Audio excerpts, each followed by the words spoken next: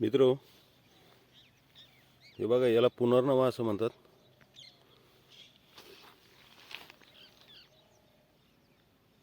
साठा कुठं कुठं म्हटलं जातं. घाटोळी, खापरी या नावाने अनेक ठिकाणी, वेगवेगळ्या ठिकाणी वेगवेगळ्या नावाने याला ओळखता येतं. याला पुनर्नवा असं म्हणतात.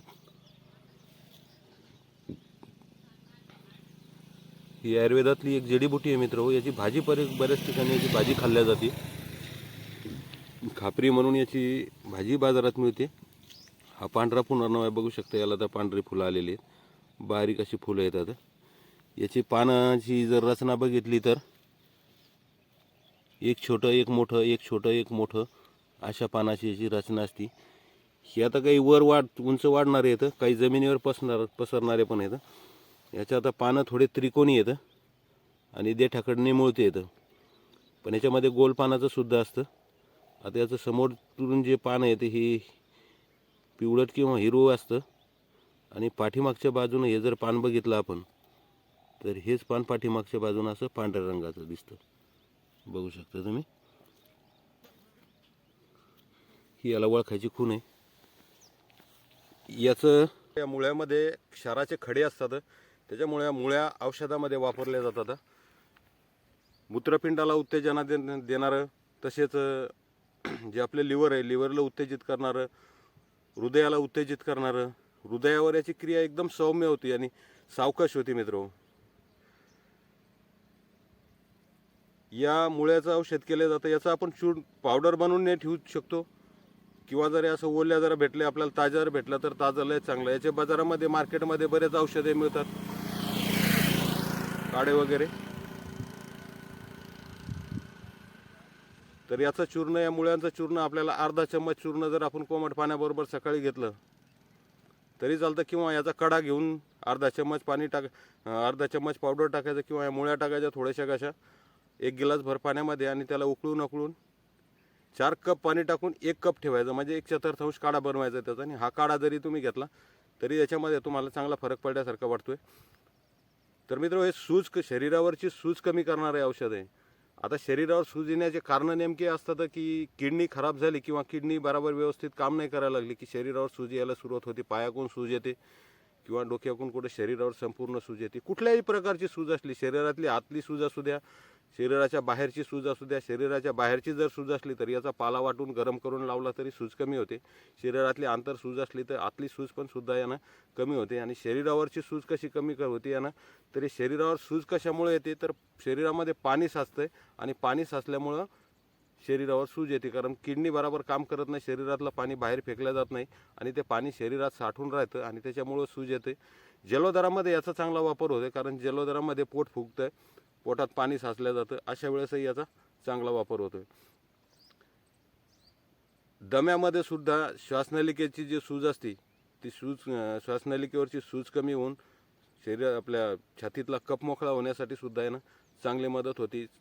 दम्यामध्ये याला सूटभर आपली अद्रक असते, अद्रक किंवा सूंठ याच्याबरोबर याचा काढा दिला जातो. काविळीमध्ये याचा मिऱ्याबरोबर काढा दिला जातो. मिरे टाकून त्याच्यामध्ये. खूप महत्त्वाचं आणि खूप जबरदस्त असं औषध आहे मित्र. हृदयावर याची क्रिया एकदम सावकाश होती. हृदयाची संकोचन क्रिया यांना वाढते. म्हणजे संकोचन क्रिया वाढल्यामुळं काय होतं माहिती आहे का, की ते रक्त जे आहे ते धमन्यामध्ये जोरात शोषलं जातं, आणि रक्त शोषल्या जाऊन हृदयात रक्त जोरात शोषलं जातं. हृदयात रक्त साठवल्यामुळं त्याचं ते रक्त परत किडनीवर त्याचा रक्ताचा दाब वाढतो, आणि किडनीवर रक्ताचा दाब वाढल्यामुळं काय होतं की लघवीचे जे आहेत, पाण्याचे जे आहेत पाझर सुटतात, आणि मूत्रपिंडातल्या मूत्रजननपर्मांवर याची उत्तेजक क्रिया होऊन लघवीतले क्षार वाढतात. आणि या दोन्ही कारणामुळं काय होतं की जे माणसाचं जे लघवीचं प्रमाण आहे हे डबल न वाढतं. म्हणजे शरीरातलं जे साचलेलं पाणी आहे, अतिरिक्त पाणी आहे, रक्तामधलं जे अतिरिक्त पाणी आहे, हे लघवी बाहेर टाकणं हेच पुनर्नव्याचं काम आहे मित्र. इतकी जबरदस्त औषधी आहे, हिची ओळख करून घ्या आणि जीवनामध्ये जर हिचा फायदा घ्या. आपल्या आजूबाजूला कोणी याच्यातले जाणकार असतात त्यांचा सल्ला घ्या, आणि त्यांच्या सल्ल्यानुसार हे तुम्ही औषध वापरू शकता. इतकं जबरदस्त औषध आणि इतकं महत्त्वाचं औषध आहे मित्र. परम्यामध्ये सुद्धा याचा फायदा होतो, कारण परम्यामध्ये शिसनाचे जे आग होते, जे तिडीक लागते तिथं, जे ठणका लागतोय, तरी वारंवार लघवी झाल्यामुळं काय होतं की तिथलचा जो पू असतो तो पू धुवून निघल्यामुळं तिथलच्या वेदनाही कमी होतात आणि ते जखम भरून यासाठी सुद्धा चांगली मदत होते. जर डोळ्यात टीक पडायला लागली तर अशा वेळेस याची मुळी तुपात उगाळून डोळ्यात अंजन करतात. जर डोळा खुपायला लागला, डोळा आलाय, पाणी गाळायला लागलाय, तर अशा वेळेस मधात उगाळून ही जर मुळी डोळ्याला अंजन केलं तर त्याच्यामध्ये चांगला फरक पडतो मित्रो. आणि शरीरामधले 2 अवयव असे आहेत आपल्या, एक किडनी आणि एक लिव्हर. आपण जे खातो, जे पितो, त्याच्यातलं काय चांगलं, काय वाईट, काय ठेवायचं आणि काय बाहेर टाकायचं, हे यकृत म्हणजे आपले लिव्हर आणि किडनी हे 2 अवयव ठरवत असतात.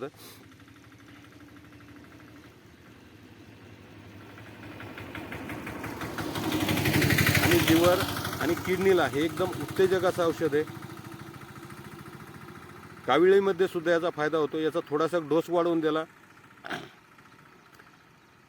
तर संडास लागती, आणि संडास लागल्यामुळं काय होतं की जे आपलं पित्त असतं साचलेलं शरीरामध्ये, हे संडास वाटं पित्त बाहेर पडतं. त्याच्यामुळे काविळीमध्ये याचा चांगला फायदा होतोय.